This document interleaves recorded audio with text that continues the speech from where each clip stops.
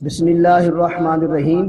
میرے پیارے مسلمان بھائیوں، آج میں آپ حضرات کو یہ بتانا چاہتا ہوں کہ جب حضرت ابو بکر صدیق رضی اللہ عنہ کے والد نے ان پر تنقید کی تو اللہ تعالیٰ نے ان کے والد کو کیا جواب دیا اور یہ تنقید کیوں کی، کس وقت کی، کیا وجہ بنی اور اللہ تعالیٰ نے کیا جواب دیا، بڑا ہی ایمان فروز واقعہ ہے۔ ایک مرتبہ ضرور سماعت فرمائیں، انشاءاللہ العزیز آپ کا ایمان بھی تازہ ہوگا اور آپ کو بہت فائدہ ہوگا۔ توجہ فرمائیں۔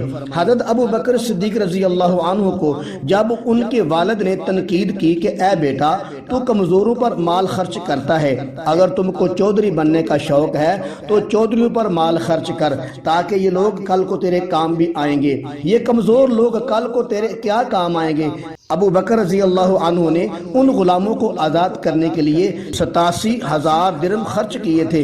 ابو بکر رضی اللہ عنہ کے والد نے تنقید کی، والد کا حق بنتا تھا، کیونکہ والد نے ابھی ایمان کی لذت نہیں چکھی تھی۔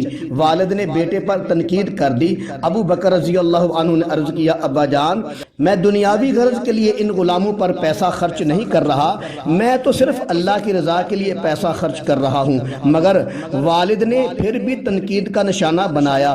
پھر ابو بکر رضی اللہ عنہ نے نبی کریم صلی اللہ علیہ وسلم کی خدمت میں حاضر ہو کر سارا واقعہ سنایا کہ میرا والد مجھ پر ایسے تنقید کرتا ہے۔ نبی کریم صلی اللہ علیہ وسلم سن کر خاموش رہے۔ قریب تھا کہ نبی کریم صلی اللہ علیہ وسلم جواب دیتے۔ اللہ کا قرآن بول پڑا۔ اسی وقت جبرائیل السلام تشریف لاتے ہیں، آ کر نبی کو اللہ کا کلام سناتے ہیں۔ قرآن کہتا ہے، وَسَيُجَنَّبُهَا الْأَتْقَى الَّذِي يُؤْتِي مَالَهُ يَتَزَكَّى وَمَا لِأَحَدٍ عِندَهُ مِن نعمت تجزا الا ابتغاء وجه ربه الاعلی، اور اس سے ایسا شخص دور رکھا جائے گا، یعنی جہنم سے، جو بڑا پرہیزگار ہوگا، جو پاکی حاصل کرنے کے لیے اپنا مال دیتا ہے۔ کسی کا اس پر کوئی احسان نہیں کہ جس کا بدلہ دیا جا رہا ہو، بلکہ صرف اپنے رب کی رضا چاہنے کے لیے وہ آدمی ایسے کرتا ہے۔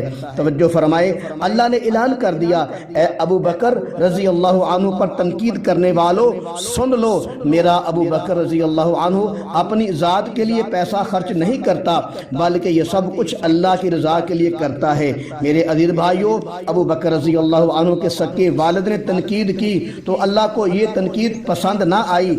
اللہ نے فوراً جواب دے دیا۔ نبی کریم صلی اللہ علیہ وسلم تو خاموش رہے، مگر میرا غیور خدا خاموش نہ رہ سکا۔ آج سے 1500 سال قبل اگر کوئی ابو بکر رضی اللہ عنہ پر تنقید کرتا ہے تو اللہ جواب دیتا ہے۔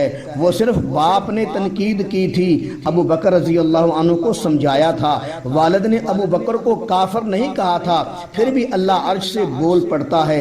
اور اگر آج کوئی 1500 سال بعد ابو بکر رضی اللہ عنہ کو معاذ اللہ کافر کہتا ہے تو بتاؤ ہم کیسے خاموش رہیں۔ ابو بکر رضی اللہ عنہ کے لیے آواز بلند کرنا اللہ کی سنت ہے، کیونکہ سب سے پہلے اللہ نے ابو بکر رضی اللہ عنہ کے لیے آواز بلند کی تھی۔ اور اگر آج کوئی بدبخت ابو بکر رضی اللہ عنہ کو برا کہتا ہے تو اس کے خلاف آواز بلند کرنا پوری امت پر فرض ہے، اور اللہ کی سنت پر عمل کرتا ہوا ابو بکر کا دفاع کرے، اور تاکہ ہر گلی سے یہی آواز آئے، مصطفیٰ کا ہم سفر ابو بکر، ابو بکر۔